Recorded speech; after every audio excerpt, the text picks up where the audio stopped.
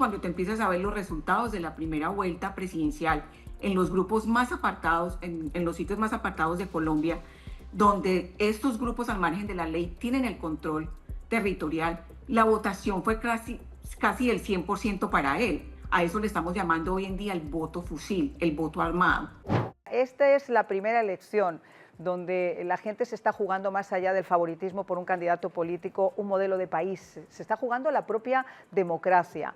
Cuando tienes un presidente como el señor Petro, que dice que no va a asumir el resultado de una elección si no le favorece, eso es algo absolutamente preocupante. Si tienes un ex vicepresidente como Francisco Pacho Santos, que en este programa nos habló de un plan que estaba orquestado precisamente para impedir que Abelardo de la Espriella pudiera llegar a ser presidente, pues es absolutamente preocupante. Pero me preocupa también que cambiaron el lugar de las votaciones. El consulado dijo que no se podía votar más en el consulado, lo pasó, y si usted me está escuchando, tome nota, al Wasco Center, que pertenece a la Universidad de Miami. Wasco Center está también en Coral Gables. Ya la gente está votando, pero si usted quiere ir el domingo, sepa que no lo haga al consulado, tiene que ir al Wasco Center en Coral Gables para poder ejercer su voto. Cuéntame un poquito cómo están las cosas, mi querida Sofi. Pues mira que, Marian, que el ambiente está un poco tenso porque esto es una lucha entre democracia y comunismo, como ya todo el mundo lo sabe. Hay dos candidatos fuertes. Obviamente, después de la primera vuelta presidencial, ya se vio con la votación que sacó el doctor Abelardo de la Espriella que hacia la tendencia hacia donde está girando el país en estos momentos. Quedó de segundo Iván Cepeda, que es el representante como de la extrema izquierda, de ese comunismo fuerte, apoyador y gran amigo de los Castro en Cuba, de admirador de las políticas de Chávez. Pero cuando tú empiezas a notar las amenazas y el no reconocer los resultados, tú dices, ok, ¿hacia dónde quieren ellos llevar el país?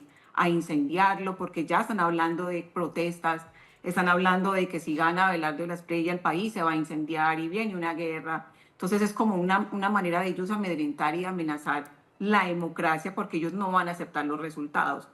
Cuando un presidente de la República, hasta el momento, como ha hecho Petro, que ya han pasado casi 3 semanas de la primera vuelta y no ha reconocido los resultados, ahí tú te das cuenta lo antidemocrático que es él. Se hace elegir bajo la constitución actual, que es súper respetuosa, ¿me entiendes? Y se hace elegir bajo las condiciones que hay, pero cuando tú las irrespetas, estás mandando un mensaje muy duro en contra de las instituciones y la democracia en nuestro país.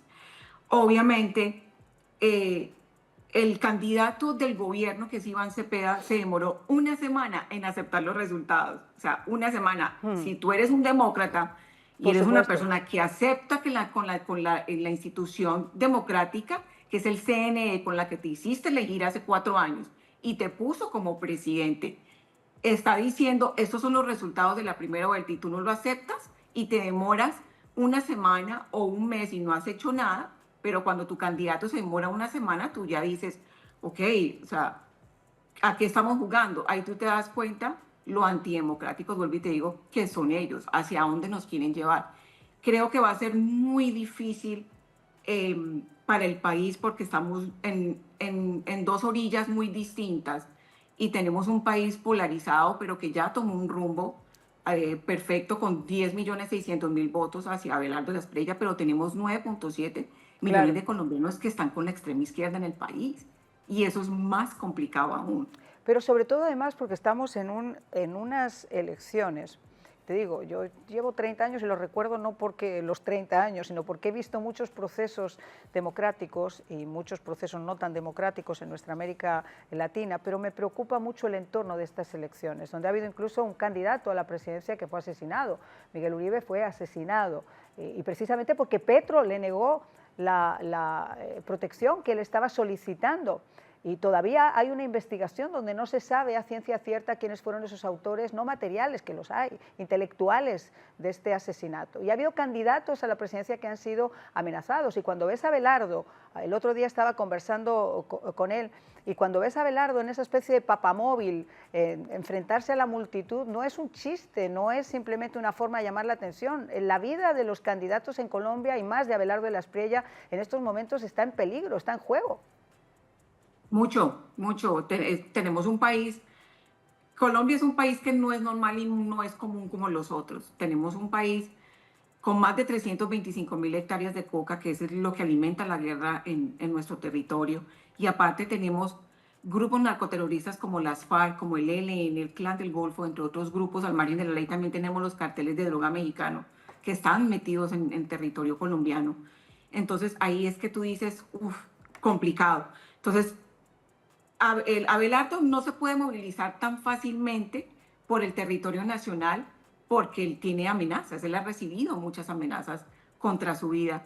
Por eso él se mete en esas urnas blindadas para poder salir a hacer campaña. Pero si tú analizas a Iván Cepeda, que es el candidato del gobierno, que es el candidato que los grupos narcoterroristas están pidiendo para que voten por él sí se mueve y se moviliza por el país sin ningún inconveniente.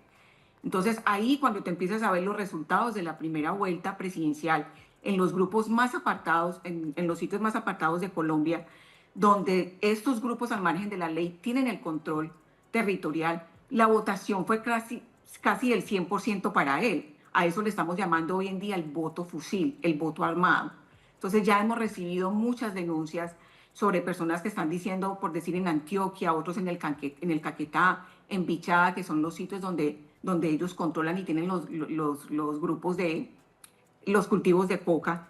Entonces las personas saben a decir que una de las grandes amenazas que están recibiendo es cuando usted vaya a votar, usted tiene Sí. que tomarle una fotografía a su voto y cuando la tome nos las tiene que mostrar porque si no ya va a haber las consecuencias. Es una amenaza contra tu vida, contra tu familia y qué consecuencias puedes tener tú Claro, sobre eso. y el problema es que además cuando todo esto de alguna forma está impulsado desde el propio Estado, no existe protección, porque esas mismas denuncias llevamos haciéndolas nosotros desde antes de esa primera vuelta. Nosotros ya sabíamos que había varias zonas del Cauca, del Putumayo, donde la gente estaba amenazada literalmente de, como tú estás diciendo, sacar la foto al voto y si no va a haber consecuencias.